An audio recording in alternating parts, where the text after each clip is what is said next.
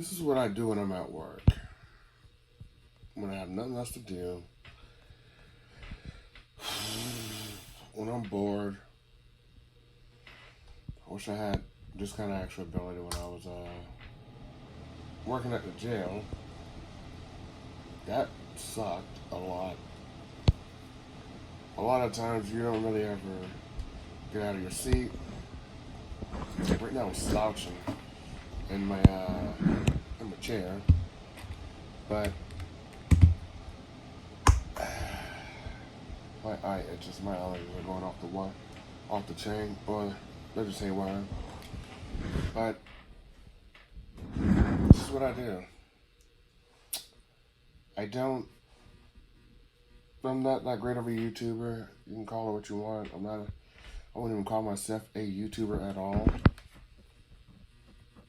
And for those who may be watching this, first of all, I don't really care if you are gonna make the jokes. Or if anybody's watching this, you're more likely gonna see my teeth because I'm tall, dark, and creepy. But Big Bird is where I got my name from when I was in the military. First of all, if anybody remember Puma, how Puma was the big thing back in the days, because I was born in the 80s. Puma, I had a Be All You Can Be Army shirt and some black pants that was actually, they were lace pants. I forgot what, not like female lace, no. They were like I don't know what to call it. I think of black Dickies with the actual silver lining threading in the inside to kind of reflect it. I don't know what that's called. And I had some black actual nice good pair of Nikes back then. And I had walked into the recruiting office with my yellow shirt on, my yellow Be All You Can Be shirt on. And the sergeant major there, he happened to say, "Oh, dang, man, look at this giant Big Bird coming through the door." And I didn't know two of the guys that was there at the time. I was going to go to basic with them, which I thought that was kind of hilarious when I met them there. I don't know how to do YouTube that great. I don't know how to actually do the videos and whatnot. So this is my video diary of me doing what I do best. I'm an average dad, military veteran, 100% disabled. Shout out to any and all my military veterans out there, and current or active, because we all going to go through it. No matter what you do, you're not going to be prepared for what's all out there. Everything changes. And do what you got to do to come home safe, be safe and all. Throughout this lovely day, I will probably make another video and upload it later. I don't care if people view this. I don't care if they don't. I'm just going to call this the Dad Diaries. Average dad who goes to work, who just so happen to have a camera with him. No, you guys won't be seeing what I do. No, you won't be seeing where I go. But you will hear me venting, which is what you are hearing me do now. Every blue moon or so, you'll see me do some barbecuing. You'll hear me vent about when I worked at the sheriff's department, which I'll go ahead and say this now. Before I used to actually blank out my face, but whatever. I'm ugly as hell. Doesn't matter. But my daughters are beautiful. I left the sheriff's department because a lot of people out there who were saying, you shouldn't have this position, you shouldn't have that position. But hell, if you worked at a prison before, been in the military, you come to a state that began it all, where it all began for me, and you just so happen to come in there, you do what you do best, and people like what they see about you. Why should racism be like the next best thing that people gotta do to make you feel bad or drag you underneath the dirt because you're a hard-working person yourself? People out there are always going to tell you that you can't do certain things when they themselves can't do it. I've seen people who have been in positions or been out of job for 4 to 5 years, and I and go to that job and been there for maybe 6 months and get promoted. It's not a matter of if you're qualified enough, it's perspective. Even if you're educated for it, if you're not able to do it, if they don't feel that you are confident, if they don't feel confident with you, then there you go. Which kind of leads me to what I'm about to say is that I got called nigger quite a few times while I was at the sheriff's department because apparently it was a rumor in which it had a very big outcome that I was supposed to be that I could have went up a corporal. Not bad for somebody who been there for what, maybe 13 months. And one night while I was in my housing unit, I got called. And since I don't work at the sheriff's department right now, I can go ahead and say this. That's been some time now. And while I was in my housing unit, I had just had a fight on my housing unit. Had guys smoking when they weren't supposed to, and they would smoke lettuce and orange peels. How do I get the orange peels? They'll get it from the kitchen. They'll swallow it. Some guys, even because they get patted down pretty good, and I never get past my kitchen guy. He was pretty good as well. Well, the kitchen officer, he always made sure whenever he patted guys down, if you was the guy, you was gonna get your nuts failed, get your waist around you. He was patting everything, and the way guys would get it past them or past him, which would be the only next best thing, is they would swallow it. And they would swallow like the actual lemon pills or whatever, little balloons of seasons that they want to get from the kitchen, and then they'll swallow it, go back to their cells, puke it up or shit it out, which is, I'm just being frank and being honest. And they would have a jolly good time. But one thing that a lot of inmates do is that when they smoke lettuce, or they'll smoke orange peels, here's something you should always know. One, if you're gonna smoke orange peels, that shit's nasty.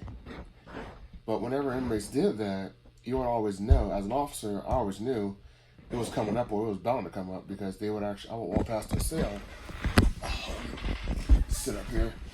I would walk past their cell and they would actually have like a fruity smell to it, which was a dead giveaway that, hey, somebody's actually going to smoke something here shortly.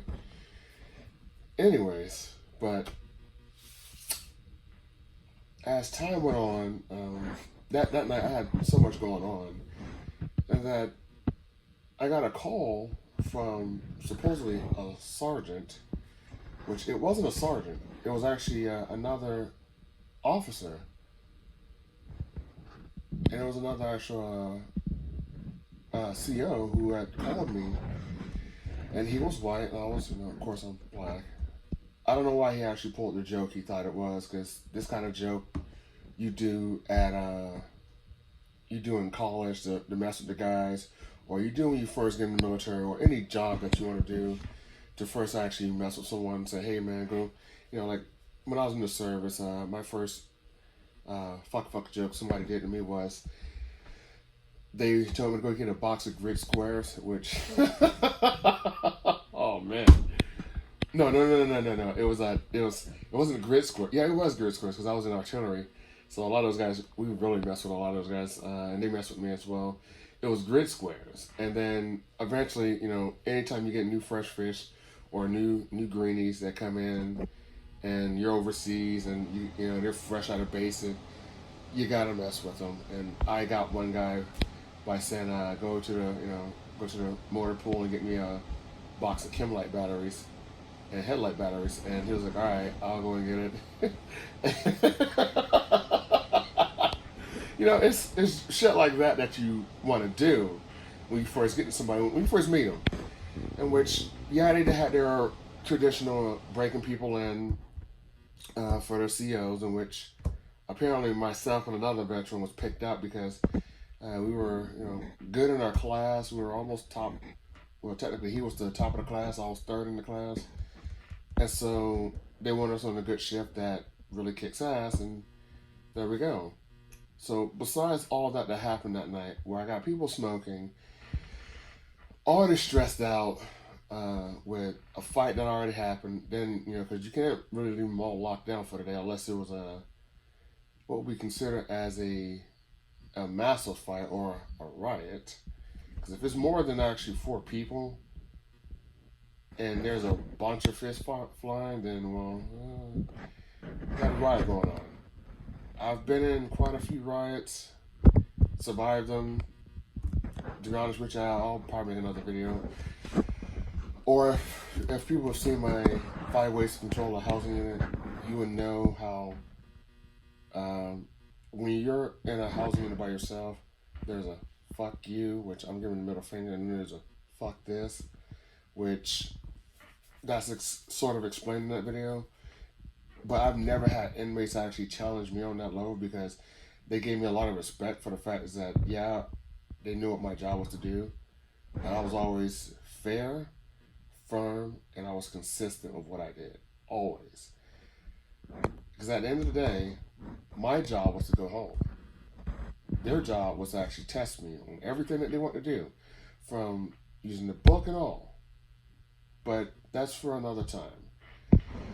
So I'm sitting there and I'm writing reports because I just had to fight and I had to actually, put the reports onto that one.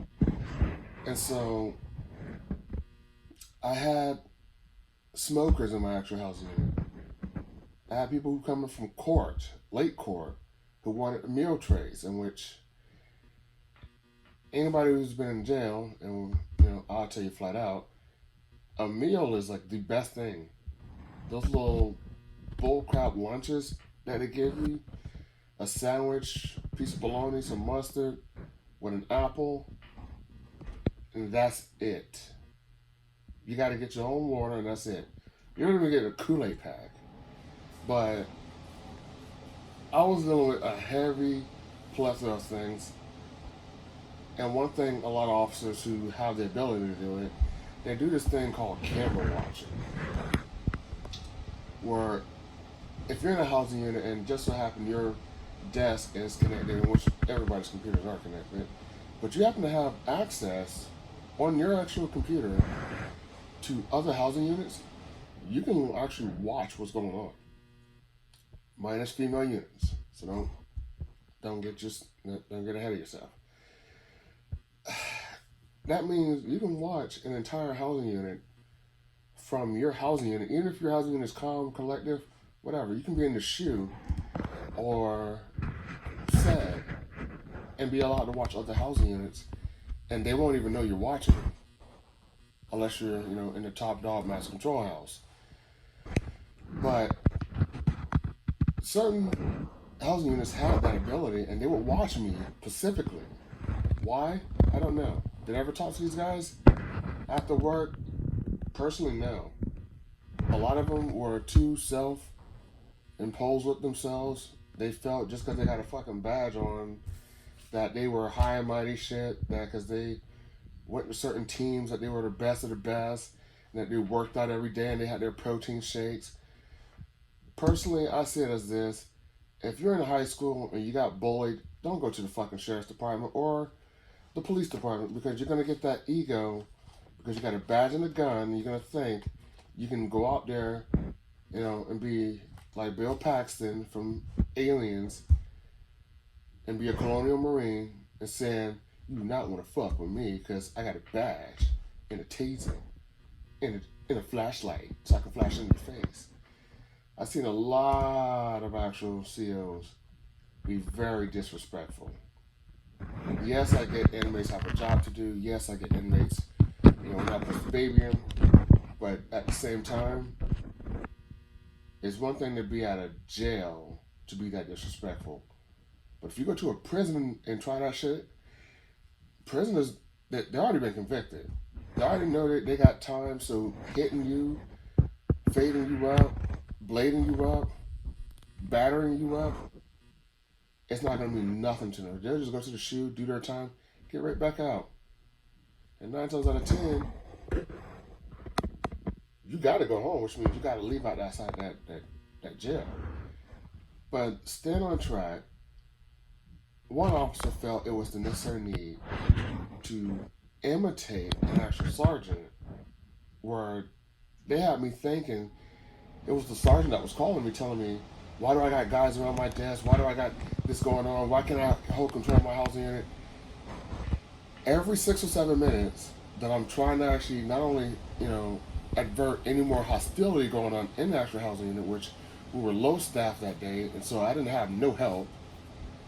My corporal that came through there, he did the best he could to help talk with me, try to actually get some people moved around or get them out of the housing unit, because it was some people that was in there that were banked up and they couldn't pay their fee, they couldn't pay their fees, and so anybody who's in jail, and if you start a bank with somebody and you can't pay that bill, well, good luck with that. You got to go to sleep, and you got to go to your cell. A lot of those cells are rigged. So, yeah. Dealing with so much, the officer just kept calling me back over and over and over and over, I'm thinking it's actually a damn sergeant. No, it was another officer. I don't know if it was the same officer, but he just kept calling over and over.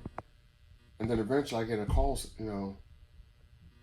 listen here, boy, you need to actually get up on these inmates, keep them from around your damn desk, and do what the hell I told you. Because I'm the one who actually runs this here. Hangs up the phone.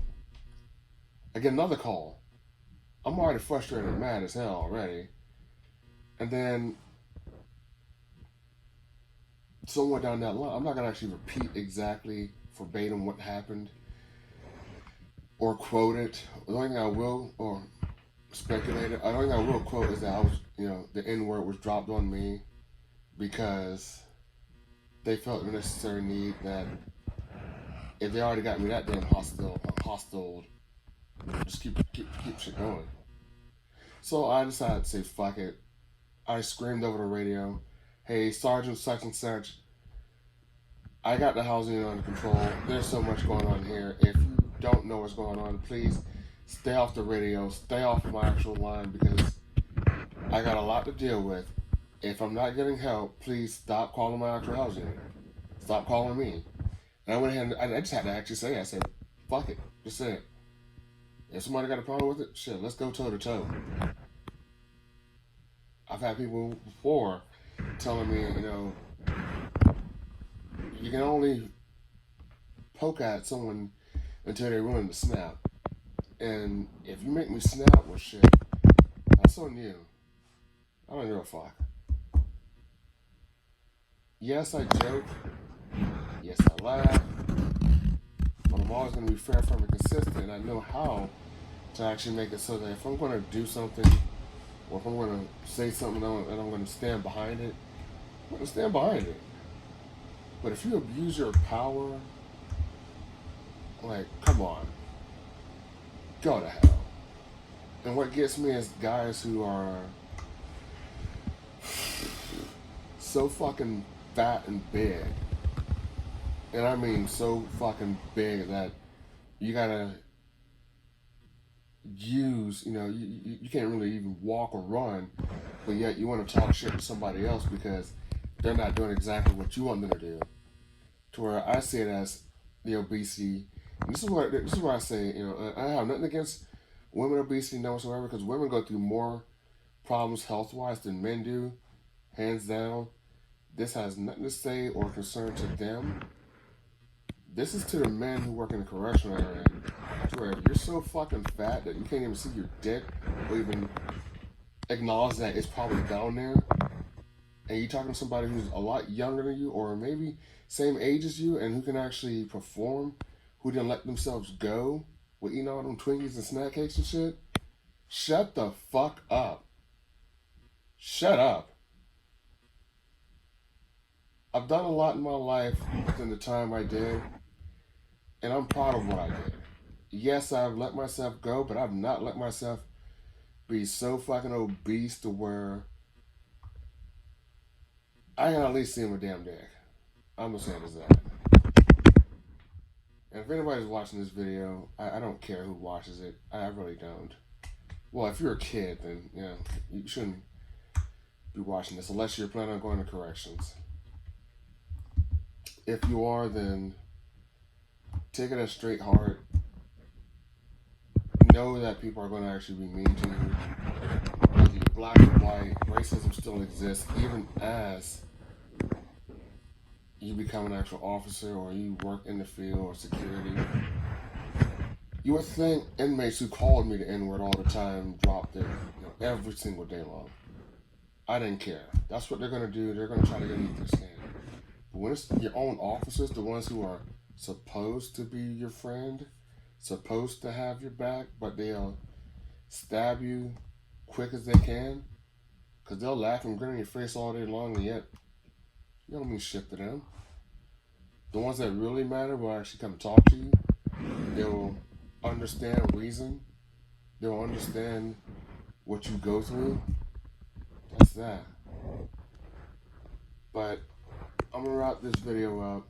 I'm going to stop it here shortly, because I'm going to patrol. And then hopefully I'll vent whenever I want to again. I vent whenever I want to. I'll show you guys videos of my reptiles and my snakes whenever they're eating, whenever they do want to eat. But I do enjoy myself for what I've done with my life. I'm proud of what I've did. I've had a hell of a life where I even been to jail myself. It sucks. It really sucks. The food. I see why inmates actually make their own pillows. Because you got to do something. You're just getting the mad. I see why commissary. Oh my gosh. I see why commissary is a big deal. I mean, a very big deal. You want to hold an inmate by the balls? Shit, take their commissary away. But do it. If you're a correctional officer and you do that, have a good reason, be justified and solidified of why you're taking somebody's commissary. So if they give you shit, tax them. Do what you gotta do.